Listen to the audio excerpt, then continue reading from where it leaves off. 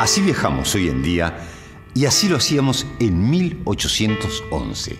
¿Cómo cambió nuestra manera de viajar en estos 200 años? En la primera mitad del siglo XIX, en Uruguay no había puentes, ni carreteras, ni transporte por ferrocarril. O sea, la gente para trasladarse lo hacía a pie, a caballo o en carreta. Y para cruzar los ríos en precarias embarcaciones, balsas o canoas. Era más fácil comunicar Montevideo con Europa que con el interior del país. Viajar era toda una aventura que incluía dormir a la intemperie, cuidar a los animales y tener mucha paciencia. Como la que tuvo Dámaso Antonio Larrañaga cuando se entrevistó con Artigas en Paysandú en el año 1815, que demoró en el viaje de ida y vuelta aproximadamente un mes. Además de las carretas, había un transporte de diligencias que incluía el servicio despertador. O sea, el chofer pasaba por tu casa de madrugada, te golpeaba la puerta para que te despertaras, no sea cosa que te perdieras el viaje. Un servicio muy completo. Estas dificultades del transporte por tierra trajeron un incremento del transporte fluvial. Así era posible comunicarse con Salto en 3 días y con Rivera en 6 o 7. El gobierno solo disponía del servicio de postas o de diligencias para comunicarse con el interior del país. Esto traía enormes dificultades, por ejemplo, llegar tarde a la escena de un crimen o el transporte de tropas en el caso de un levantamiento armado. Esto sí que era toda una proeza. Pero las cosas cambiaron en la segunda mitad del siglo XIX.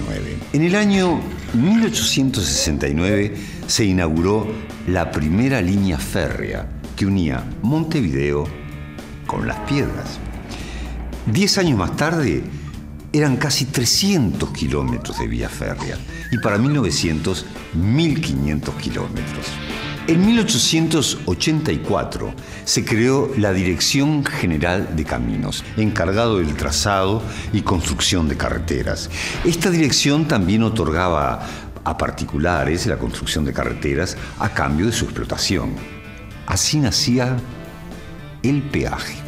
Gracias al ferrocarril, a los puentes y al transporte carretero, el gobierno central pudo imponerse en forma rápida y efectiva en todo el territorio nacional. En la ciudad también las cosas cambiaron mucho. Ahora los coches de paseo alternaban con los tranvías tirados por caballos. Así comenzaba el transporte colectivo de pasajeros.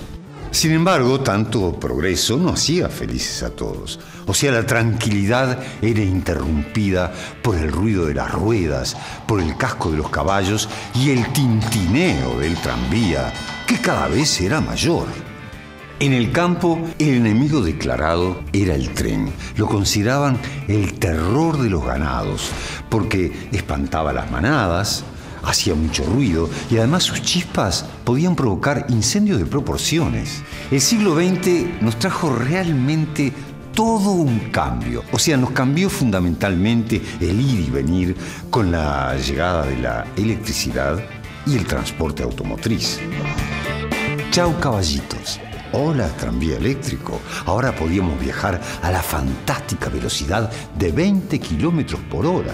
Esos tranvías también alternaban con el primer parque automotor que tuvo Montevideo, 59 automóviles.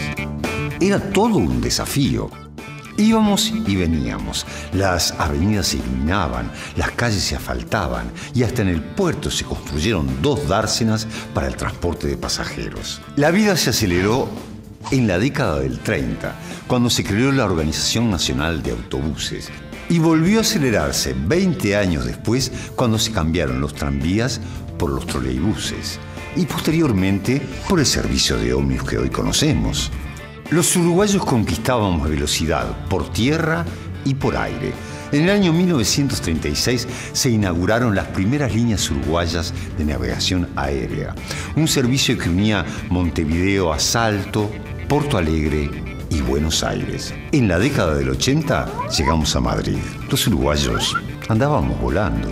Y así llegamos a nuestro destino. Sin duda nuestro ritmo de vida se aceleró. Hoy podemos trabajar en una ciudad y dormir en otra. o ir a Buenos Aires y volver en el día. Lo que no podés es perderte. Para algo está el GPS.